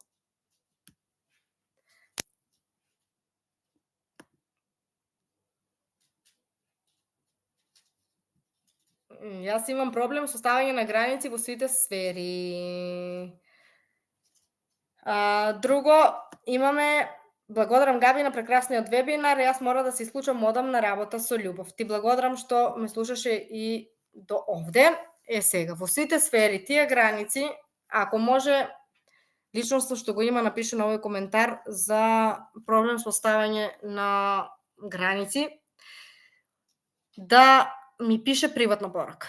Нема да можам вака овде да одговорам, затоа што не знам каква е состојбата, каде е коренот, зошто е така, но можам да ти советувам да, нели, ќе пиши ми приватна порака, па ќе договориме, нели, консултација или било што, или ќе ти дадам некои совети така, кога ќе знам твојата конкретна ситуација, но сакам да знаеш дека се менува и оваа моментална состојба само така да ја гледаш, како моментална состојба, ништо повеќе, затоа што тоа е во овој момент.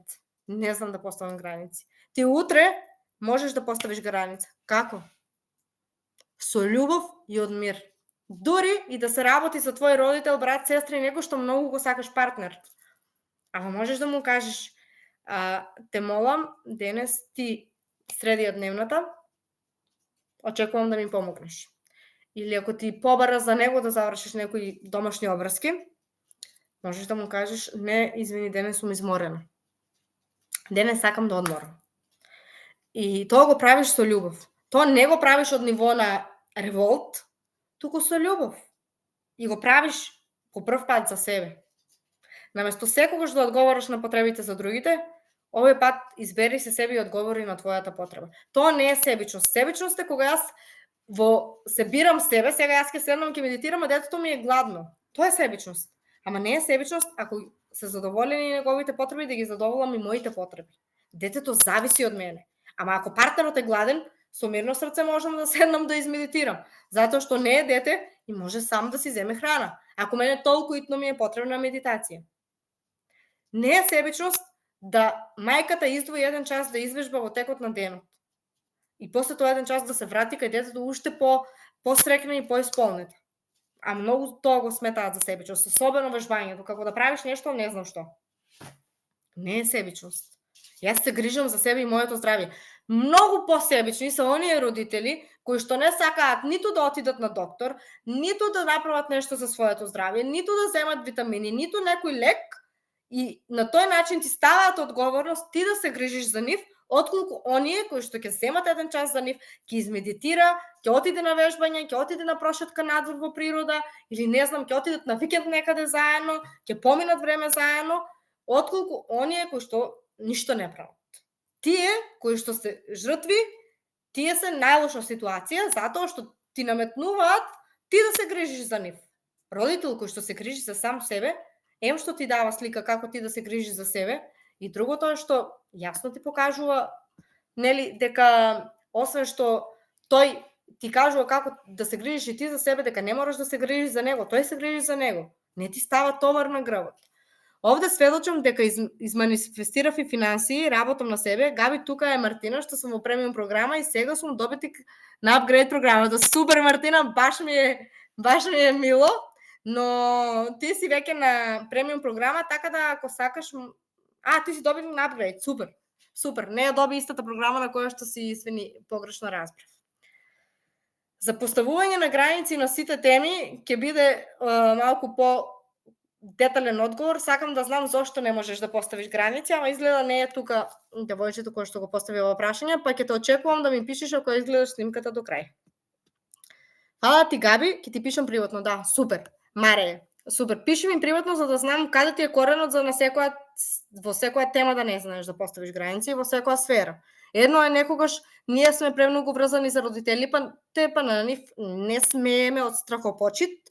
Друго е некогаш за партнерот, затоа што се врзуваме зависнички со партнерот, па не му кажуваме не за да не осуди, да не напушти. А друго е на секоја тема да не знаеш да поставиш граници. Тогаш мора малку по-дебело да се работи овде. Дали има некое друго прашање? И вака ми изгледа како се да ви е јасно. И се надевам дека ви е се јасно. Но ќе ве замолам за било какво прашање да ми се обратите и после овој вебинар. Јас сум достапна. И ќе завршам овде затоа што времето ни помина. Ви благодарам од срце затоа што бевте овде до крај, што ме слушавте и се надевам дека ви беше корисно, дека научивте нешто и дека сега барем малку ви се поразјаснија работите, зошто и од која перспектива некој напаѓа и дека тоа нема врска со вас, тоа има врска со него и неговите верувања, дека не ви треба поддршка за да успеете, дека другите луѓе ќе ти дадат или нема да ти дадат поддршка од нивна ситуација, од нивните верувања. Некој може да ти даде поддршка и да те мотивира да преземеш чекор затоа што тој мисли дека тој може, па верува и ти дека можеш. А некој ќе ти каже дека ти нема да успееш затоа што сам е свесен дека нема да успее. Или дека тој не би можел. Јас сум изложена на многу критики, осуда и секаков вид на мислењето на другите луѓе. Работам јавна работа. Коуч плюс отворен Инстаграм профил, секој може се да види, секој може се да коментира, добивам секакви пораки и добивам многу комплименти, многу убави пораки, добивам и критики. Како одговарам на критика? Ти благодарам. Не сум ја имала таа перспектива до сега, но ќе погледам и од таа страна. И баш ти фала што ме следиш. Ако имаш потреба од помош, тука сум да ти помогам. Или можам да кажам само ти благодарам на твојата критика. Ќе видам што можам да направам околу тоа. Или само ти благодарам. Или нема, ако е некој претеран коментар, не се случило такво нешто, но имам право и да не вратам. Не морам да одговорам на сите пораки. Но знам дека не сум тука да ги задоволам барањата на другите луѓе, затоа што секој ќе има различно барање. Еден ќе ми дојде и ќе ми каже, ете имав скоро, конструктивна критика беше тоа. Конструктивна е критика со совет и како да се подобриш, околу тоа што јас многу правам правописни грешки. Јас секогаш брзам и најчесто пишувам дали статус и било што, стори со детето и се, и јас брзам тоа да го напишам или ќе ми дојде инспиративна акција, јас тука веднаш морам да споделам и правам многу правописни грешки. И ете има луѓе на кои што, ама тоа и стварно боде во очи и многу и смета. И добив еден таков коментар и дека сум супер со моите идеи, содржина, дека и се допаѓа на девојката, но правам многу правописни грешки, дека таа ги забележува тие работи, дека на некој начин и сметаат и дека може некој да не ме свати сериозно. Јас тоа стварно го сватив добронамерно и се заблагодарив затоа што ме следи, и се заблагодарив затоа што е на мојот профил и се заблагодарив на низината перспектива на начинот на кој што се изразува. Затоа што тоа е, јас го прифатив како добронамерен совет. Дали можев да имам друга перспектива? И те како? Можев да ја кажам, ако не ти се допаѓа мојата содржина, имаш unfollow. Не мораш да ме следиш. Можеш да ме блокираш. Но секогаш бирам друга перспектива. Како ќе реагира мојата душа, а не како ќе реагира моето его. Егото е тоа што се врзува, егото е тоа кое што бара туѓо одобрување, се докажува и секогаш е во натревар, а душата знае која е и душата бара мир. Ајде да видам сега како би изреагирала мојата душа. Како мојата душа го гледа ова? Добронамерно. Тогаш ти благодарам за советот. Секогаш бирај и прашувај се во такви ситуации кога треба да поставиш граница, како би изреагирала твојата душа. Затоа што душата ќе те одведе. А како да слушнеш душата и внатрешниот глас? Емоција. Ако се чувствуваш добро, пријатно, во мир, а имаш одлука во главата, тоа значи дека душата ти советува таму да одиш. Тоа да го направиш. Ако чувствуваш немир, нелагодност, некои негативни чувства, твоето више ја, твојата душа, како и да го наречеш, ти кажува дека не го гледа тоа така. Промени перспектива, промени начин на гледање и на размислување, усклади ја мислата со емоцијата, мислата да те води до мир и си тука. Веќе си во склад со себе. Ако ти е тешко тоа да го направиш, медитација, ако ти е тешко и медитација, дишење во тишина или гледање во светле и дишење.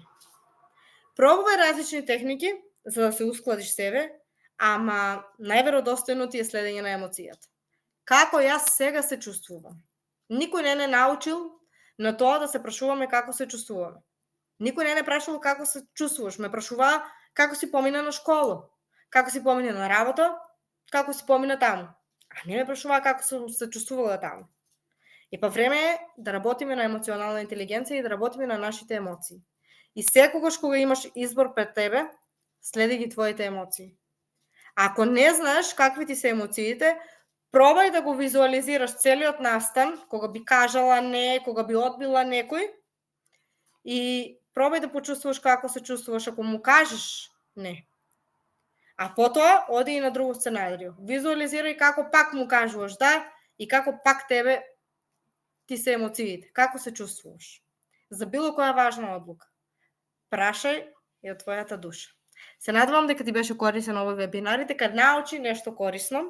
Јас сум среќна за добитниците на програмите, ви се радувам многу. Фала ви на сите што останавте до крај. Фала ви што го слушавте овој вебинар, што бевте дел од него. Ви посакувам и среќни празници, среќна нова година и време е следната година да ја креираш како креатор на твојот живот и да излезеш од улога на наблюдувач. И на туѓото мислење, и на твојот живот. Ви благодарам од срце и се гледаме на следен вебинар. Чао!